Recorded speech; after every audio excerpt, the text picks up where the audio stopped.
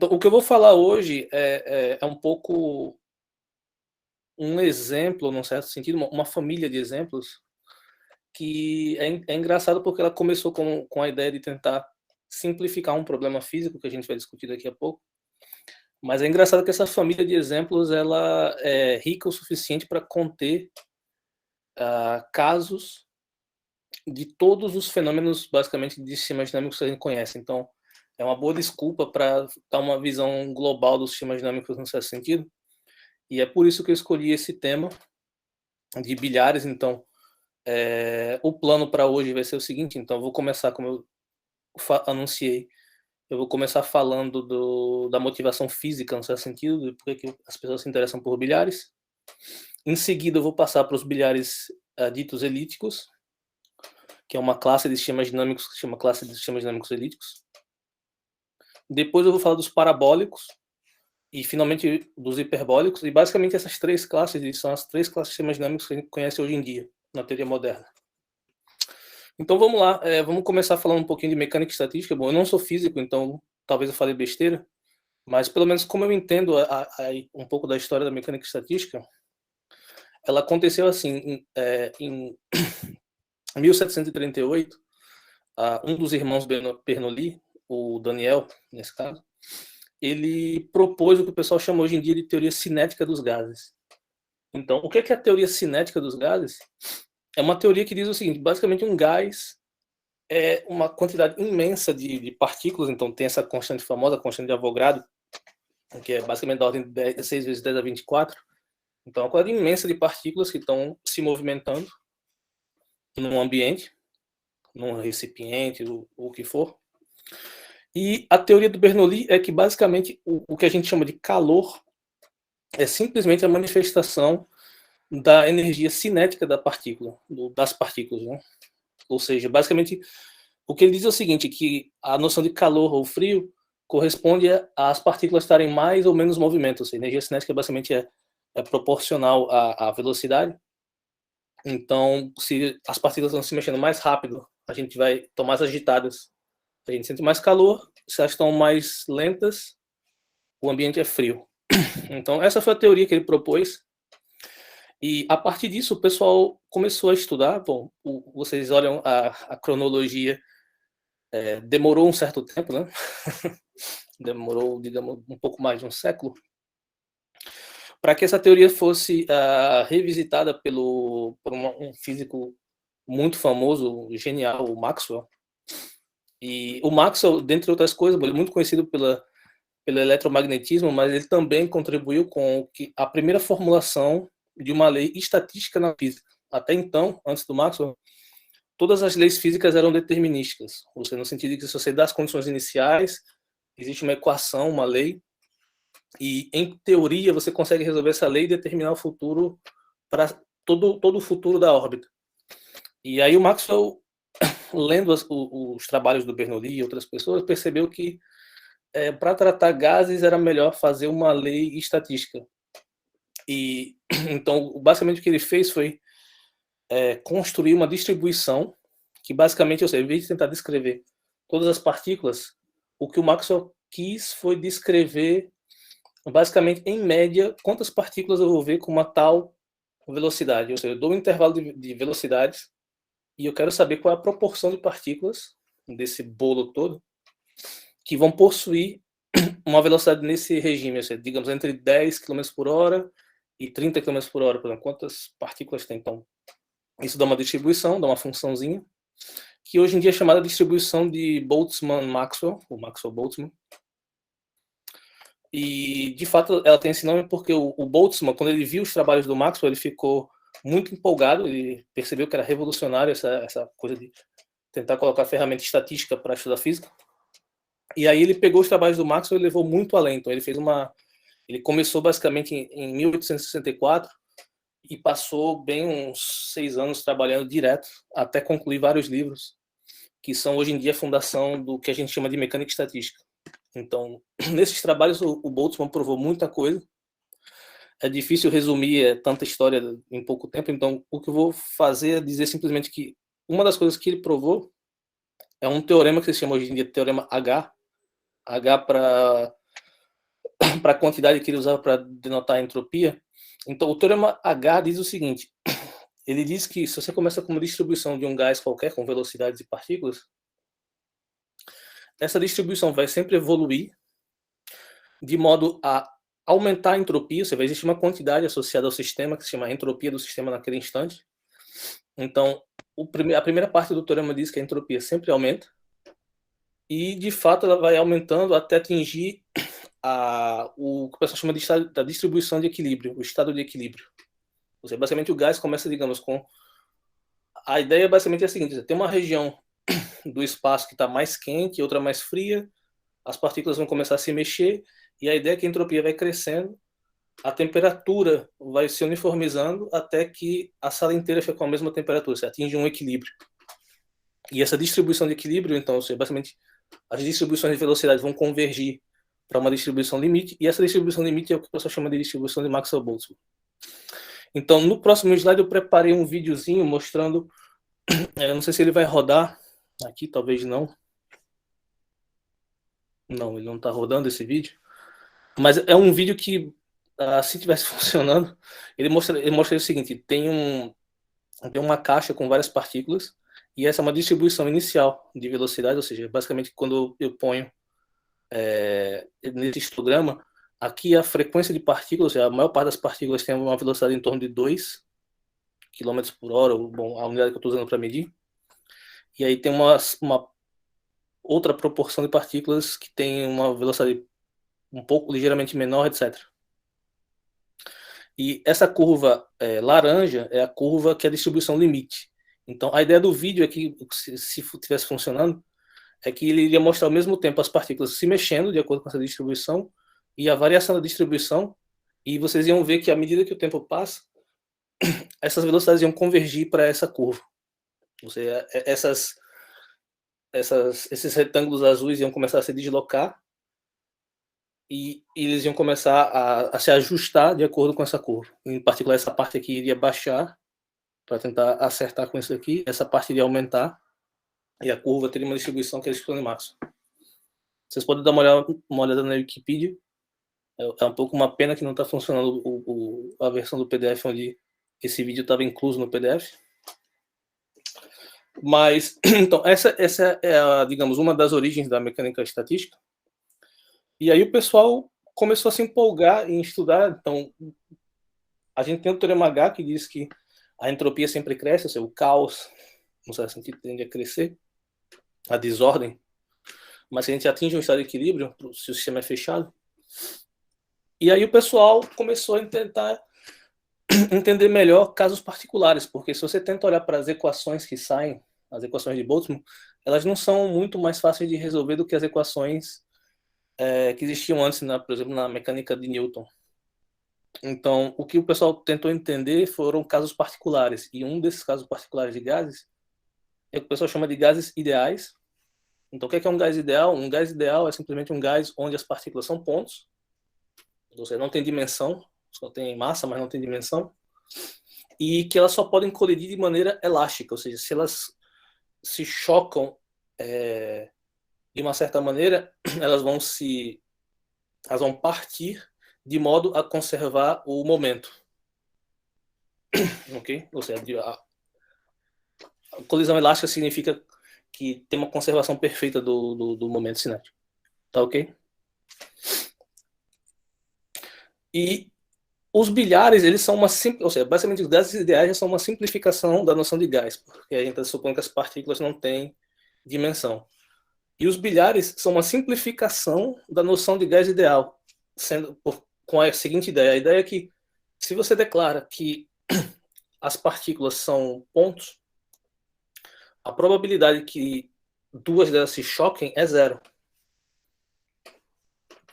E se a probabilidade é zero de acontecer esses choques de partículas, então, basicamente, para você estudar o gás ideal, você pode supor, ou seja, a menos que você seja muito azarado e veja choques, mas você pode supor que basicamente nunca vai ter choque nenhum. Então basta seguir uma partícula e esquecer o resto, porque ela não vai colidir com o resto, com as outras. Então, uma partícula, ela basicamente só vai andar em linha reta dentro do compartimento e eventualmente se chocar com o bordo, mas no momento em que ela se chocar com o bordo, você declara que a colisão é elástica, então o ângulo de incidência é igual ao ângulo de reflexão e acabou. E a velocidade troca, mas se mantém com a mesma magnitude. Tá? Então, isso aqui é um bilhar. Então, o bilhar é uma simplificação da noção de gás ideal, que em si é uma simplificação do que acontece de verdade num gás de Boltzmann. Ok? E aí a ideia é que, bom, o pessoal fez essa simplificação pensando que, beleza, a gente simplificou tanto a história que agora vai ser fácil, a gente vai conseguir entender tudo, porque o bilhar já é a simplificação da simplificação. E agora a gente vai poder testar várias propriedades físicas que a gente gostaria de entender. Por exemplo, tem um princípio de Boltzmann que se chama a hipótese ergódica de Boltzmann, que prediz que num gás típico, o tempo que uma partícula gasta numa região prescrita do compartimento deveria ser proporcional ao volume dessa região. Ou seja, se eu dou uma região com um volume muito pequeno, o tempo médio de passeio dentro dessa região de uma partícula é ínfimo. E tem várias outras propriedades físicas que as pessoas gostariam de testar.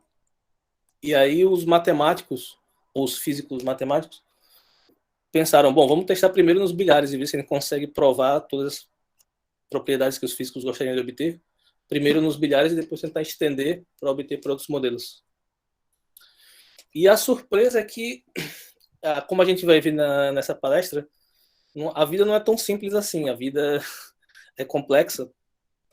Em particular, os bilhares são ricos o suficiente para já exibir muita complexidade e a gente, infelizmente, não sabe responder tudo sobre bilhares. Então, vamos ver um pouquinho como é que vai acontecer essa história. Para isso, eu vou simplificar minha vida ao máximo, que é, eu não vou falar de bilhar em dimensão qualquer, eu vou falar somente de bilhares planares, ou seja, basicamente a mesa de bilhar é um domínio do plano, ou no final da palestra eu vou precisar do toro, ou seja, o toro, só para lembrar, é o espaço que você obtém quando está jogando Pac-Man, ou seja, é o espaço que é um quadrado, basicamente, exceto que quando você atravessa na direita, você sai pela esquerda, se você atravessa no alto, aparece embaixo. Tá? Isso é o toro. Matematicamente é o quociente do R2 pelo Z2. E aí uma mesa de bilhar vai ser simplesmente uma mesa que é constituída de um domínio com um bordo que é suave por pedaço. E minha partícula vai viver dentro dessa mesa e vai fazer reflexões elásticas com o bordo. Então, com isso, a gente tem dois tipos de sistemas dinâmicos. Tem o sistema dinâmico em tempo contínuo, que é o pessoal chama do fluxo do bilhar. O que é o fluxo do bilhar? Simplesmente você pega um ponto em uma direção e você se move em linha reta com velocidade 1, exceto se você bater no bordo, nesse momento você faz uma reflexão instantânea e continua. E a aplicação do bilhar é uma aplicação que faz o seguinte, a ideia é que, bom, como em boa parte do tempo você está se movendo em linha reta, e para conhecer um segmento de reta você só precisa dar os dois extremos, então o pessoal pensou, bom, não precisa guardar a informação da trajetória inteira, basta saber qual é o ponto inicial e a velocidade inicial, que aí eu já sei, calculando, traçando a linha reta e olhando para a interseção com bola, eu já sei qual é o próximo ponto e o próximo vetor. Então não precisa você ficar guardando todos os segmentos, basta saber ponto, vetor. Aí vai bater um novo ponto no bordo, um novo vetor e assim continua. Então isso dá uma aplicação do bordo vezes 0π em si mesmo, e isso é chamada aplicação, que é basicamente a aplicação de retorno do fluxo ao bordo. Então, bom, isso é a descrição em palavras, com figuras fica melhor, então a figura é a seguinte, para o fluxo eu pego um ponto, uma direção e me movo com velocidade 1, e eu paro no tempo t, depois de percorrer tempo t. Para aplicação eu pego um ponto em uma direção, um ponto no bordo, e como eu falei, eu traço o segmento, mas não guardo essa informação, eu olho só para o próximo ponto, para a próxima direção. Tá? E como esses sistemas são sistemas mecânicos, eles vêm da física, não é difícil acreditar que tem conservação de energia acontecendo nesses sistemas, e a consequência disso é que essas aplicações que eu defini aqui, elas preservam a medida de Lebesgue. Tá? Não é difícil verificar isso. No caso do fluxo do bilhar, é diretamente a medida de Lebesgue.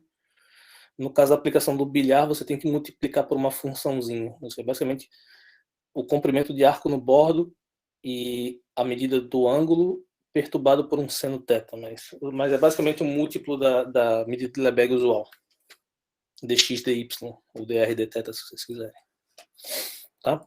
Então, são aplicações que preservam a área e, mesmo assim, elas são complicadas de entender. Então, vamos dar uma olhadinha no que acontece no primeiro caso, que é o do bilhar circular. Então, é o primeiro caso de dinâmica elíptica. Eu vou explicar o que isso significa em um momento, mas vamos entender a trajetória de um bilhar num círculo. O que acontece é o seguinte: você me dá um ponto e uma direção, eu sempre posso rodar a situação por simetria e supor que meu ponto está aqui e que a direção é horizontal. Não tem perda de generalidade nenhuma, é só girar a cabeça ou mudar os eixos.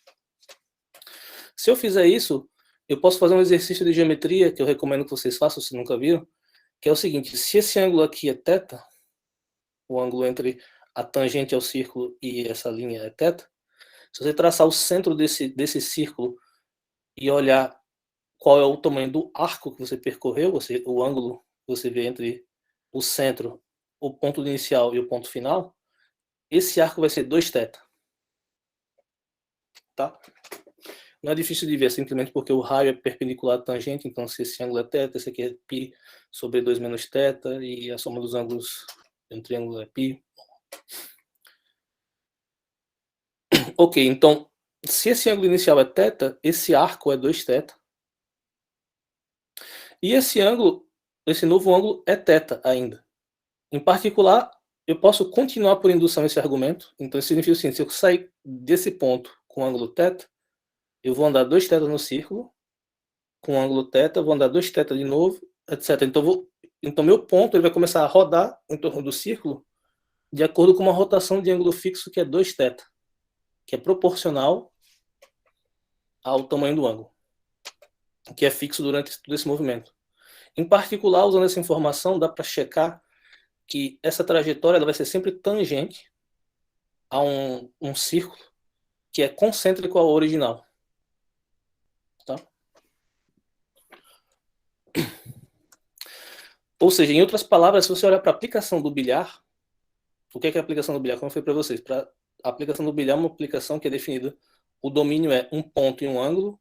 Então, um ponto eu vou parametrizar como um ponto do círculo, um ângulo eu vou medir entre 0 e π, de acordo com a orientação canônica do círculo. Então, eu começo com o ângulo 0 aqui e π aqui.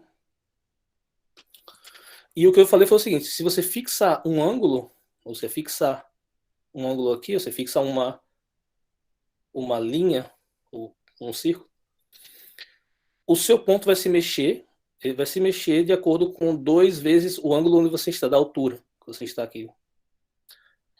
Então, em particular, todos os pontos permanecem no mesmo círculo pela aplicação, mas só que cada círculo é girado com uma velocidade que aumenta de acordo com o meu ângulo. Tá? Isso é o que o pessoal chama de em inglês de aplicação twist, que é a ideia que você torce, é tipo como se você tivesse um parafuso. Você tem que imaginar que a imagem da aplicação T, ou seja, o T ele pega o cilindro e ele torce cada nível com uma velocidade cada vez maior quando você vai subindo. Então, no final, a imagem do cilindro vira um parafuso, fica tortinho. E isso em inglês chama twist ou screw map, para parafuso. Tá? Então, é isso que é a dinâmica do bilhar num círculo. É bem simples. Tem uma foliação do domínio por círculos. E em cada círculo você age com uma rotação. O pessoal que faz geometria projetiva descobriu que essa história se generaliza às elipses. Então, tem um matemático, o Poncelet, que estudou muita geometria projetiva. E depois esse resultado foi traduzido do ponto de vista, digamos, por Birkhoff, mas o Poncelet estava interessado em estudo de cônicas, e tem um teorema belíssimo dele que se chama o teorema do porismo, o porismo de Poncelet, que é o porismo é tipo o nome antigo para proposição. E o Poncelet percebeu o seguinte, que se você tem uma família você pega uma elipse e você traça. Bom, eu vou explicar daqui a pouco o porismo. Acho que é mais fácil dizer dinamicamente o que é, depois eu vou dizer o que é o porismo. Então, a ideia é a seguinte: a ideia é que, usando o porismo de Poncelet, você pode checar, o Birkhoff checou a seguinte estrutura. Numa elipse, você tem os dois focos, que, bom, quando eles degeneram, viram um círculo, mas, em princípio, para uma elipse, você tem dois focos. Se a sua trajetória do bilhar ela não passa entre os focos, então a estrutura que você viu antes vai continuar sendo a mesma para a elipse. Você vai existir uma elipse confocal, a qual a órbita sempre vai ser tangente. Tá? Por outro lado, se você passar pelo foco, o que vai acontecer é uma coisa interessante, que você pode até testar se você conseguisse construir uma mesa de bilhar elíptica.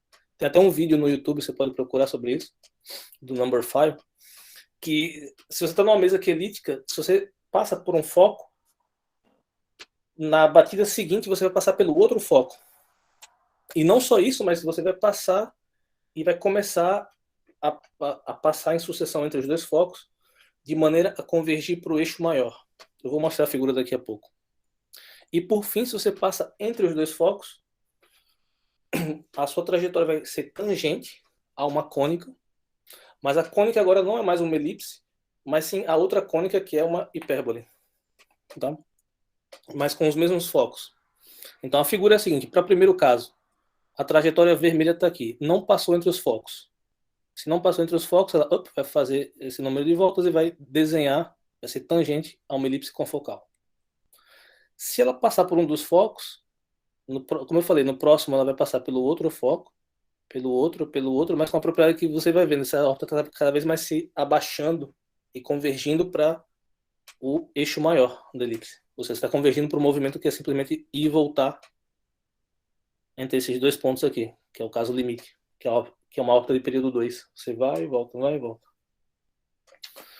E se você passar entre os dois, é o que eu falei, você vai ser tangente a uma cônica, mas não é uma elipse como antes, e sim uma hipérbole que é confocal, tem os mesmos focos. Tá? E isso é o que o Birkhoff percebeu, que para as elipses funciona quase como um círculo. Então, o retrato de fase fica um pouco complicado. Bom, o que é o retrato de fase? O retrato de fase é simplesmente o desenho das trajetórias, como elas se mexem no domínio da aplicação do bilhar. Então, o retrato de fase é o seguinte: o que eu fiz nesse desenho aqui, que eu vou explicar agora, foi o seguinte: eu peguei a elipse, eu peguei um ponto aqui, no eixo que está no eixo menor, abri a elipse para fazer um segmento de reta, mas tem que lembrar que a coisa está colada nos pontos. Então, essa parte aqui é colada com essa aqui, esse retângulo vira um cilindro. E aí eu desenhei o eixo menor. Aqui é o ângulo, de novo, o ângulo com a tangente ao bordo. E aí o que eu falei, se a trajetória ela passa fora dos focos, o que vai acontecer é que vai ter uma curva, que vai ser um círculo, porque vai fechar, esse cara cola com esse. E basicamente esse círculo vai representar aquela elipse confocal que eu estava desenhando. E se você colocar coordenadas corretamente nessa elipse, o que você vai ver como deslocamento dos pontos em cima desse círculo é uma rotação. Ou seja, igualzinho ao caso do círculo. Se você está passando em um dos focos, você está sentado em cima dessa curva aqui, ou dessa outra parte aqui também, que entra lá e vem aqui. Você tem essa figura 8 aqui, então você está em cima desse 8. E o que vai acontecer com você é que você vai convergindo para o eixo maior, que é representado por esses dois pontos. E por fim, se você passa entre os focos, você vai ser tangente àquela hipérbole. E de novo, se você parametrizar corretamente, você vai ver um círculo. E você vai fazer uma rotação se você parametrizar esse círculo com a velocidade correta. Então a conclusão da coisa é que a dinâmica do bilhar ela é parecida com a do círculo. No sentido de que você sempre vai ter uma foliação do seu espaço. Esse espaço de fase lembra muito o pêndulo, né? O oscilador harmônico, o retrato de fase do oscilador harmônico, para quem já viu um pouco de física. E não é à toa, tem uma ligaçãozinha. Os dois são sistemas mecânicos. Mas a ideia é que, basicamente, o domínio está cortado por uma foliação em círculos, é certo que os círculos degeneram um pouco aqui, mas vamos esquecer esse detalhe. Mas, basicamente, tem uma partição do espaço em círculos, e em cada círculo você faz uma rotação de um certo ângulo. E por que essa coisa acontece de periodicidade? Então eu vou tentar compartilhar para vocês o vídeo que eu prometi. Então esse vídeo mostra o seguinte, mostra um monte de pontos que estão partindo quase com a mesma direção. Então no início do vídeo eles estão partindo quase com a mesma velocidade e direção. E aí você vê que eles batem no bordo, eles tentam se distanciar, mas voltam a se concentrar. Abre de novo, mas volta a se concentrar. E você vê que eles tentam se concentrar quase sincronizados, é quase com uma periodicidade. Não é exatamente o mesmo tempo, você vê que varia um pouco a maneira como ele expande e volta, mas você vê que é quase periódico. E a justificativa para isso é a seguinte, é que no bordo do círculo ou da elipse tem esse efeito de curvatura positiva que faz com que, se os vetores estão tentando se afastar, quando eles batem no bordo do círculo, como a curvatura é positiva, ela vai te levar para dentro. Então, toda tentativa de criar caos ou tentar criar desordem nas órbitas vai ser destruída pela curvatura do bordo. E esse que é o, digamos, o elemento crucial que caracteriza a dinâmica elíptica, ou que o pessoal chama de quase periódica, que é que existe uma força que faz com que as órbitas não ficam caóticas, não se espalham ou se destroem a estrutura. A estrutura nunca é destruída completamente. Ela sempre tem esse retorno quase periódico à situação inicial. Tá? Então, para quem gostou de dinâmica elíptica e quiser pesquisar mais sobre o assunto, vocês podem olhar a questão da dinâmica elíptica através de palavras-chave. Então, uma delas é a palavra cáustica, que é uma palavra que vem do grego, que significa queimar. E por que cáustica aparece? É porque é o seguinte, imagina que esse raio aqui vermelho é um raio laser. Você tem. Quando ele passa, ele agita as moléculas e cria calor. Então, o fato que ele é sempre rasante a essa curva significa que esse raio laser está esquentando o círculo, né? Porque ele está sempre rasante passando ali. Então, ele está passando, basicamente, se o ângulo for irracional, ele vai passar basicamente próximo de todos os pontos. Os pontos de tangência serão densos.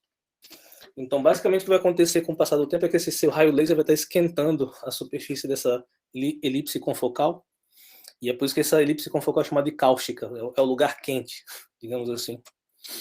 Tá? Isso é uma nomenclatura que é clássica, mas a definição matemática de cáustica é simplesmente uma curva tal que toda trajetória que é tangente a ela uma vez vai continuar tangente nas próximas vezes. Outra palavra que é importantíssima que vem da física, que é a chamada noção de sistema integrável e completamente integrável. Então, o que é isso? Basicamente, grosso modo, um sistema ele é dito integrável se ele tem essa estrutura que a gente viu, que o espaço de fase ele é decomposto por uma foliação, ou seja, uma partição, em regiões onde a dinâmica é basicamente rotações ou coisas quase periódicas, que a gente entende bem. Tá? Então, a característica do sistema integrável é que dá para decompor o sistema em subsistemas que são basicamente rotações, vista em boas coordenadas. Tá? Outra palavra que aparece muito, outra palavra-chave é a conjectura de Birkhoff, que é uma conjectura que o Birkhoff, estudando isso, ele percebeu e que ele criou em 1927, que é a seguinte, ele conjecturou que o único bilhar com bordo estritamente convexo, que é integrável, que tem essa decomposição completa do espaço de fases, onde você tem rotações, é a elipse. Ele conjecturou que se você mexe o bordo um pouco, mas ainda sendo estritamente convexo, algumas dessas curvas aqui vão se quebrar, vão ser destruídas. Não todas, mas algumas. Tá? Ele falou que a única que é completamente folhada, ou seja, completamente integrável, é a elipse. Isso é uma conjectura que está em aberto, apesar de progressos recentes por vários matemáticos, incluindo o próprio Arthur Ávila, o Jacopo De Simões, o Vadim Kaloshin, Alfonso Sorrentino e outros. Tá? E uma coisa que eu esqueci de falar, que eu tinha prometido e esqueci de falar, é que o teorema que garante essa coisa que eu falei, de que se você tangente uma vez, continua tangente para sempre, é justamente a proposição, o porismo de Poncelet. O Poncelet provou um teorema de geometria projetiva que, se você traduzir do ponto de vista de sistemas dinâmicos, diz exatamente isso. De fato, o teorema dele é mais geral.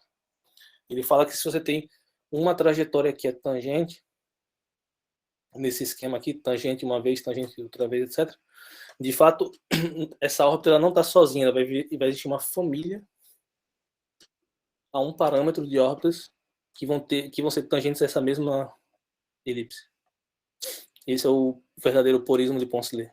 Que esse tipo de estrutura aparece em famílias, não aparece isolado. Não é só uma órbita que faz isso. Tá? Então, é isso que eu gostaria de falar sobre a dinâmica elíptica. Então, a dinâmica cuja característica é ser quase periódica. Outra característica é essas aplicações que eu chamei de twist, que é tipo parafuso. Eu escrevi anel, mas, bom, topologicamente um cilindro ou um anel é a mesma coisa. Só você pegar o cilindro e planificar ele. Então, se você tenta pegar um cilindro de borracha e planifica, ele vira um anel. É por isso que normalmente o pessoal confunde a nomenclatura anel e cilindro. E é mais curto para escrever anel, então preciso escrever isso aqui. Mas a aplicação twist, que faz aqui, eu sei que dá essa rotação em cada círculo, dependendo da altura, é uma aplicação muito importante e tem muita aplicação não só em sistemas dinâmicos, mas em topologia. Por exemplo, ela foi usada para classificação de homomorfismo de superfície pelo Thurston. Tem muita aplicação em matemática, mas a aplicação twist é uma coisa que aparece muito em dinâmica elíptica. E, por fim, eu não posso deixar de citar a famosa teoria CAM, como a gente chama, que é em homenagem ao Kolmogorov, Kaprov, Kolmogorov, Arnold, que foi um aluno do Kolmogorov, e Moser, que foi um matemático alemão que estendeu bastante os resultados deles dois, os resultados iniciais, e que é uma teoria que basicamente tenta descrever como acontecem essas quebras que eu falei, dessas foliações, quando você perturba o bordo. Ou seja, se o bordo não é uma elipse perfeita, eu falei que quebra, mas a teoria Kahn, ela tenta ser otimista, então ela diz que nem todos os círculos vão se quebrar, alguns vão persistir. Tá? Então é isso que eu gostaria de falar sobre dinâmica elíptica, e então eu vou passar para a próxima classe. A próxima classe é a chamada dinâmica parabólica. E para começar a falar de dinâmica parabólica, eu vou mudar o meu bordo. Antigamente eu estava trabalhando em círculos e elipses, então o bordo tinha curvatura positiva. Agora eu vou tratar de bordos que têm curvatura zero. Então eu vou começar falando do polígono mais simples possível, que é o triângulo. E para o triângulo agudo, o teorema mais antigo que eu conheço de sistemas dinâmicos é provavelmente esse aqui, do Fagnano, um matemático italiano, que ele provou em outra linguagem de cálculo das variações, mas se você traduzir o que ele provou para a linguagem de bilhares, o que ele fez foi o seguinte: ele considerou um triângulo agudo qualquer, ele considerou o triângulo órtico, que é o triângulo que você obtém traçando todas as perpendiculares e juntando, e ele provou que esse triângulo órtico ele é uma trajetória de bilhar, ou seja, o ângulo de incidência aqui, por exemplo, é igual ao ângulo de reflexão. Esse é o teorema. Isso é uma trajetória de bilhar, em particular é uma trajetória de período 3. Você sai daqui, vem para cá, tá, fechou. Tá? Então ele foi o primeiro a provar isso, assim, provar um teorema de sistemas dinâmicos, até onde eu entendo. Talvez tenham resultados mais antigos que dê para traduzir dinamicamente, mas eu acho que esse é um bom candidato a ser um dos primeiros. E o Sinai, muito mais recentemente, então em 1970, ele percebeu que também estudar bilhares em triângulos retângulos corresponde a sistemas mecânicos. Então, o que ele provou é que existe uma mudança de coordenadas, tal que, se você olha para esse sistema mecânico, que consiste de duas paredes de massa infinita, então elas não se mexem quando as bolas batem, e tem duas bolas de massas M1 e M2 que podem se chocar com a parede e entre si. Então, assim, ficam fazendo esse movimento. E a dinâmica desse sistema mecânico pode ser traduzido como a trajetória de bilhar num triângulo retângulo com essas coordenadas, olhando para a raiz da massa. Bom, é um bom exercício de física achar essa mudança de coordenadas. Mas uma coisa interessante é que, por exemplo, isso prova que esse sistema mecânico possui configurações que são periódicas, que vão se repetir depois de um tempo. Por quê? Simplesmente porque nesse bilhar tem uma configuração periódica que é simplesmente o seguinte: você tem uma órbita que faz o seguinte, ela parte daqui com 90 graus, bate aqui, vem para cá, 90 graus, volta e faz isso. Tá? O período 6. Isso não é difícil de provar, não, é um pouco de geometria euclidiana, mas existe uma órbita que faz isso, em particular periódica, em particular vai ter muita órbita periódica para esse sistema mecânico. Tá? Então, entender bilhares tem aplicações em mecânica, não só de gases, mas desse tipo de sistema elementar. E uma coisa que a gente não sabe, que é um pouco vergonhoso para o pessoal de sistemas dinâmicos, é o que acontece num triângulo genérico, por exemplo. Será que ele tem um comportamento, digamos, tipo ergódico de Boltzmann? Então, tem uma pergunta que o Katok, que é um matemático russo, prometeu dar 10 mil euros para quem resolver, que é a pergunta se um triângulo típico ele é ergódico, ou seja, se quando você desenha a trajetória, se ela vai ocupar o espaço de fase de maneira que o volume, o tempo que a órbita vai passar dentro de uma região é proporcional ao volume. Isso é ergodicidade. Ou seja, se aquela pergunta do Boltzmann tem uma resposta afirmativa no caso de um triângulo típico. Isso a gente não sabe. E, por exemplo, outra pergunta é, eu falei de retângulos agudos e retângulos, e vocês podem me perguntar, e triângulo obtuso? Será que ele tem trajetória periódica? A gente sabe alguma coisa, mas não sabe tudo. E como matemático, muitas vezes a gente não sabe a resposta para uma pergunta e já lança uma pergunta mais geral ainda. Então, mesmo sem saber se existem órbitas periódicas nesse contexto, você pode perguntar qual é o comportamento assintótico do número de trajetórias quando você limita o tamanho dela. Você quer que aconteça no máximo 5 reflexões. Isso corresponde mais ou menos a limitar o tamanho da órbita. E várias outras perguntas a gente não sabe. Mas, bom, como eu falei, nem tudo é derrota. Algo é sabido. Então, por exemplo, tem um matemático, o Rick Schwartz, que ele mostrou em 2008 que, por exemplo, se você olha para todos os retângulos obtusos, onde o ângulo grande é menor que 100 graus, então, nesse contexto, você vai achar órbitas periódicas, mas elas vão ficando cada vez mais complicadas. E é por isso que ele não conseguiu cobrir todo o espaço de triângulos. Ele basicamente conseguiu ir até onde o computador mostrou. E, bom, tem outros resultados também. Nem tudo são derrotas, mas, digamos, é uma área onde tem muitos problemas em aberto. Por outro lado, se a gente fizer uma hipótese adicional de que o polígono ele é racional, racional significa que os ângulos são múltiplos de π, múltiplos racionais de π, aí a vida melhora, porque tem um truque que apareceu num problema da Olimpíada Russa, e que foi descoberto até antes, mas, bom, o pessoal usou numa Olimpíada Russa, que consiste em fazer o seguinte: no caso em que o ângulo ele é racional, o grupo de reflexão gerado pelos lados, se você olha para as reflexões pelos lados, é um grupo finito, com um índice que é limitado pelo menor múltiplo comum dos denominadores. Tá? Então, por exemplo, no caso do toro, do retângulo, então os ângulos são π sobre 2, com 4 reflexões você consegue basicamente fazer o que o pessoal chama de superfície de translação. Isso significa o seguinte: você começa com a sua trajetória, pela lei do bilhar você deveria refletir e vir para azul. Mas só que o truque é o seguinte: como esse ângulo é racional, eu consigo fazer uma reflexão e esse azul agora vira uma linha reta. Então, eu não mudo, ou seja, basicamente você muda o problema, você não reflete a trajetória, mas você reflete a mesa para que a trajetória continue reta. É um pouco maluco isso à primeira vista, mas vocês vão ver que é uma boa ideia. E aí a mesma coisa, você agora refletiu essa mesa para cá, tem um azul, aí você vai bater agora para o amarelo. Então o amarelo está aqui, aí você reflete para que o amarelo continue reto. Quando você está no amarelo aqui, você deveria bater e refletir para baixo. Você fez a reflexão, mas aí você continua refletindo para cima. E aí você percebe que agora vai ter esse azul, esse vermelho, desculpa. E aí você pode refletir aqui, mas só que ao invés de refletir aqui, o que eu fiz foi simplesmente eu peguei essa coisa, eu refleti e fiz uma translação. E aí, se eu fechar essa figura, eu observo que essa figura é exatamente o toro que eu estava falando. Quando você entra na direita, você sai pela esquerda. E se entra por cima, sai por baixo.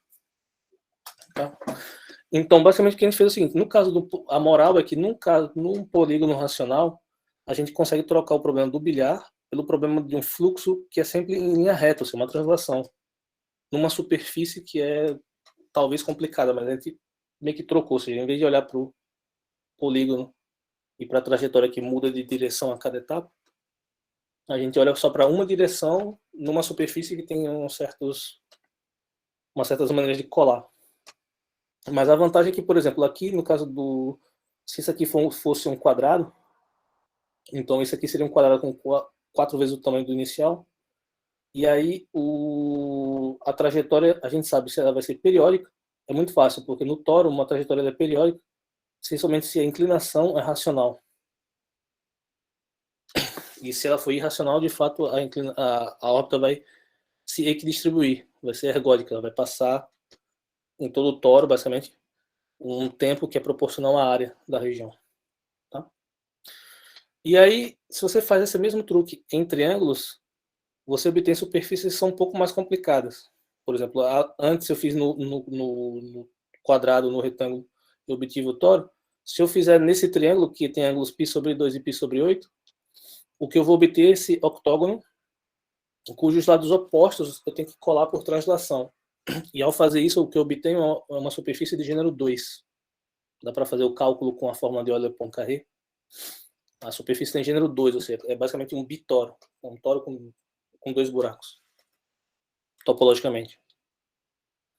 Mas, em todo caso, o fato dessa superfície ter uma certa estrutura boa permite importar ferramentas de outros domínios, em particular da geometria algébrica.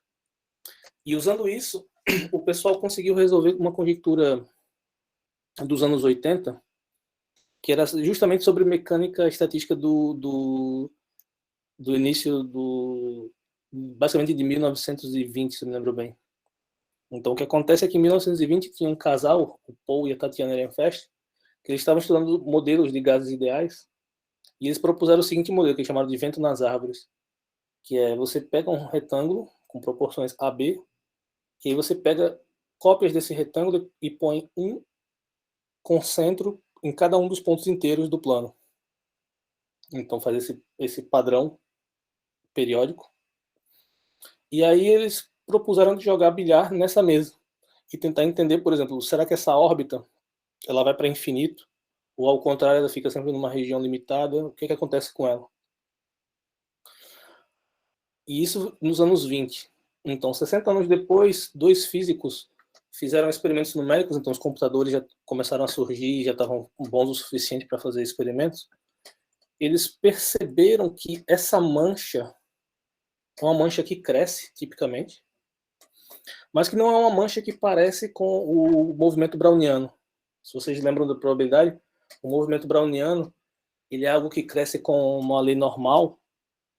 Então, basicamente, se você medir a distância do ponto inicial ao ponto depois de um tempo t, o que você vai enxergar é uma distância que é da ordem da raiz de t. Isso significa, em particular, se você tomar o log da distância do ponto inicial ao ponto final e comparar com log t, você deveria ver 1/2.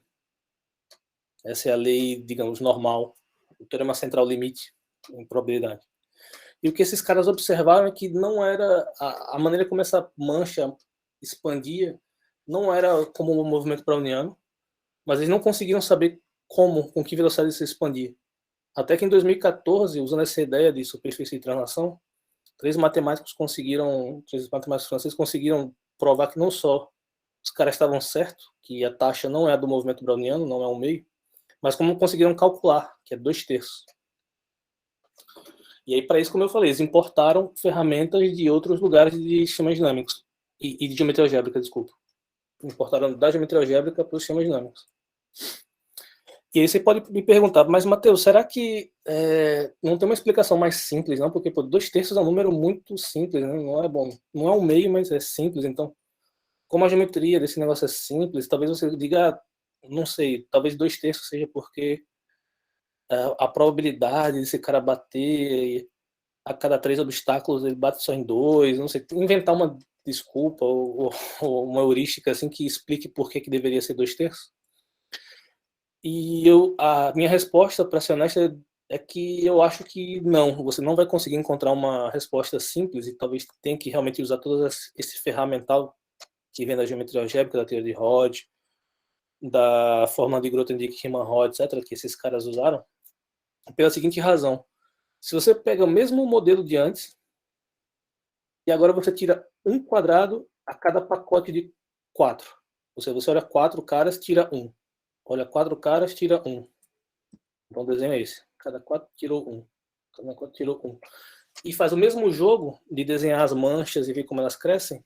O 2/3 agora vira esse número racional aqui, que é muito mais complicado. Em particular, é menor que 1/2, porque o numerador é menor que 500 e o denominador é maior que 1000. E aí você vê que trocando um cara só, a taxa ficou muito mais complexa. Então, provavelmente não tem uma explicação muito simples de como é que aparecem esses números. E é por isso que eu acho que realmente não tem uma explicação muito mais simples do que usar o que a pessoa chama de teoria de Teichmüller e geometria algébrica. Tá? Mas é isso que eu gostaria de falar sobre a dinâmica parabólica. Então, a dinâmica parabólica, como a gente viu, ela é bem diferente da dinâmica elíptica. Ela não é quase periódica. Os pontos, de fato, escapam com uma certa velocidade. Mas o que acontece é que o parabólico, o pessoal chama de caos lento. O caos lento significa o seguinte: como essa trajetória ela anda em linha reta durante muito tempo, e que o bordo tem curvatura zero, quando você bate no bordo, você volta com a mesma distância. Pensa em dois caras paralelos batendo no bordo do retângulo, eles vão partir com a mesma distância, então não tem separação de órbita nesse instante. O único local onde as órbitas se separam é quando elas batem uma de um lado e outra do outro do canto do retângulo. Se você está no canto do retângulo e uma trajetória vem um pouco à esquerda e a outra um pouco à direita, elas vão bater e vão seguir caminhos opostos. Então, basicamente, o que acontece é que só os cantos dos polígonos é que estão gerando essa separação. Então, é bem devagar. Cada vez que você passa próximo, separou um pouquinho. Aí passou de novo, separou mais um pouquinho. Passou de novo, mais um pouquinho. Então, no fim das contas, isso gera caos, porque o efeito vai se acumulando, mas não é um caos muito rápido. Tá? Então, é isso que é a parabolicidade. É uma criação de caos, mas não tão rápido, porque a curvatura do bordo é basicamente zero, exceto por esses cantos. Tá ok? Bom, e para concluir, então, o meu tempo o tempo passa voando. Eu vou tentar falar um pouco da última parte, que é a parte da dinâmica hiperbólica. Então, a dinâmica hiperbólica é justamente o contrário de tudo que a gente falou antes. Então, a ideia é que é um estudo que começou em 70, com o Sinai, o estudo sistemático dos bilhares. Então, tanto que essa classe hoje em dia é chamada de bilhar de Sinai, em homenagem ao matemático russo Yakov Sinai, que estudou sistematicamente esse sistema, essa classe de bilhares. E outro nome o pessoal chama de bilhares dispersivos. Então, a ideia é que agora a gente vai ter obstáculos, mas esses obstáculos serão côncavos. Então, o que é que muda com relação ao que a gente discutiu antes? Bom, antes a gente tinha o bordo ou era convexo, ou curvatura zero, ou estritamente convexo ou convexo. Agora ele é côncavo. Então, basicamente, você tem que imaginar que isso aqui, as órbitas estão por fora. Isso aqui é um obstáculo, isso aqui é um buraco. As órbitas estão por fora. O que acontece é que, como a curvatura está virada desse jeito para você, um feixe que entra paralelo, ele vai ser dispersado muito rápido. Então, em particular, a criação de caos é muito rápida. Porque você vê logo aqui, ó, as órbitas estão com a mesma distância, aí uma volta exatamente por onde veio, a outra já vai para lá e a outra já vem para cá, e você vê que a distância já aumentou bastante. Tá? E aí, bom, a cada vez que você bate, vai aumentando mais ainda. Então, você tem a sensação de que realmente o caos está sendo criado, a informação está sendo perdida. Você sabia que elas estavam próximas, agora estão separando. No fim de 10 iterações, por exemplo, vocês vão ver que a coisa já vai ser complicada. Então, deixa eu mostrar um vídeo. Então, o bordo é formado por 4 curvas que vocês veem que estão côncavas, né? E essa aqui no início é uma distribuição de partículas, então todas as partículas estão próximas, e elas partem com uma velocidade que vocês veem aqui, ó. O histograma de velocidades é dado por isso aqui. Então elas partem meio que nessa direção, entre horizontal e 45 graus, mais ou menos, todas elas. E vamos ver como é que vai acontecer. Então aqui vai ser desenhado o histograma de velocidades, e aqui vai ser a distribuição na mesa. E vocês vão ver que quando acontecerem 5 ou 6 pancadas, vai ser muito difícil dizer que a configuração que vocês estão vendo naquele momento começou assim, tão pequenininha e com uma direção tão específica. Então vamos lá, vamos ver o vídeo. Aí a primeira colisão já aumentou um pouquinho, a segunda aconteceu, terceira, quarta, quinta, sexta. Você já vendo, ó, já as partículas se espalharam e vocês estão vendo que, bom, é difícil acreditar que isso foi gerado por um sistema pequenininho de partículas que partiu a quase entre 0 e 45 graus. Então, essa aqui é a questão do caos rápido. Você bate algumas vezes, já perdeu a informação, e vocês veem aqui, ó, que as velocidades começam a estabilizar, todas elas. Então, significa que, basicamente, uma equidistribuição nas velocidades. Vocês olham aqui, ó, basicamente todas as partículas estão vendo todas as direções possíveis, nesse sentido. E no espaço de fase você vê que elas estão bem equidistribuídas. A proporção de partículas dentro dessa caixa é proporcional ao seu volume. Tá? Então isso que é o caos rápido, então vou parar de compartilhar, vou voltar para os meus slides. E esse caos rápido, eu vou falar de um teorema sobre ele, mas eu vou falar de num caso onde o bordo é suave. Então, para evitar aquele problema de bico que tinha no meu vídeo, eu vou me concentrar no contexto do obstáculo que vive no toro. Então, isso aqui é um obstáculo que consiste de 2 círculos. Por que 2? Porque, bom, a gente vê um aqui. E eu afirmo que esses 4 pedaços são um círculo no toro. Por quê? Porque eu tenho que lembrar, esse lado é colado com esse. E esse com esse, e esse com esse. Então, quando você junta esses 4 pedaços, você vê que tem um círculo de raio R em torno desse ponto. Que é igual a esse, que é igual a esse, que é igual a esse. Tá? Então, esses são 2 círculos num toro. O raio com 2 raios R pequeno e R grande. Isso aqui é uma trajetória do bilhar. Então, basicamente, se eu me lembro bem, basicamente a gente sai daqui, bate aqui, tac, tac, tac, tac, e entra aqui e continua. Tá? Então, para esse sistema, o Sinai e os alunos dele estabeleceram muitas propriedades que mostram que toda essa sensação que a gente vê no vídeo de caos de fato acontece. Então, bom, o que é que significa caos? O caos não tem uma definição muito uniforme, mas a gente pode dizer que caos corresponde à sensibilidade nas condições iniciais. Significa que se a gente começa com 2 pontos tão próximos, em algumas iterações eles vão eventualmente se separar. Ergodicidade também é um sentido para o caos, ou seja, essa ideia de equidistribuição no espaço.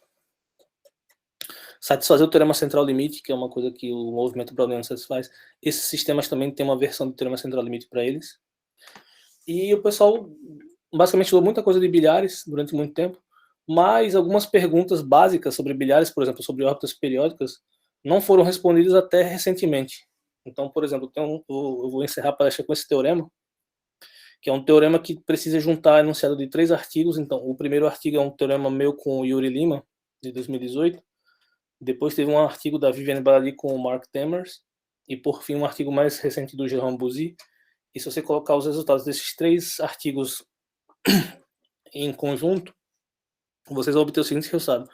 Vocês olham para esse bilhar, aplicação, e supõe que o raio menor está entre 1/8 e 1/4, e que o raio maior é fixado em 3/8. Então tem um raio grande, 3/8, o outro é um pouco menor nesse intervalo. Então o que vai acontecer é que as órbitas periódicas desse bilhar, elas vão crescer de maneira exponencial, o que é uma outra característica de sistemas caóticos, é o crescimento exponencial das órbitas periódicas. Então a gente prova que, nesse sentido, esse sistema também é caótico, ou seja, não só nessas 3 propriedades, mas essa quarta também, que é bem característica do caos, ela acontece. Mas para provar isso não foi muito fácil, teve que esperar um pouco, como vocês viram, entre os anos 70 e até agora. Mas a gente conseguiu fazer isso. E para fechar, então, a peça-chave foi, no meu resultado com o Yuri Lima, foi a solução de um problema do Bowen, que é chamado problema 17 do Bowen, e que diz o seguinte: o Rufus Bowen foi um matemático genial, americano, que produziu muita coisa em matemática, em dinâmica, mas que infelizmente morreu com 31 anos por causa de uma hemorragia cerebral inexplicável. Ele estava de férias um dia e teve uma hemorragia e morreu, foi uma pena. Mas ele era um cara que ele guardava uma lista de 151 problemas num caderninho, e o 17º problema que está escrito aqui, esse aqui é uma página do caderno dele, ele escreveu Symbolic Dynamics for Billiards. Ou seja, basicamente o que ele queria fazer era comparar bilhares com um modelo simbólico para poder contar as órbitas periódicas, e foi exatamente isso que o Yuri e eu conseguimos fazer nesse teorema de 2018. E uma vez que você tem esse modelo simbólico, bom, tem que trabalhar mais, então tem mais 2 artigos até chegar aqui, mas enfim, resolver esse problema do Bowen foi uma etapa importante. E é isso, então, muito obrigado pela atenção.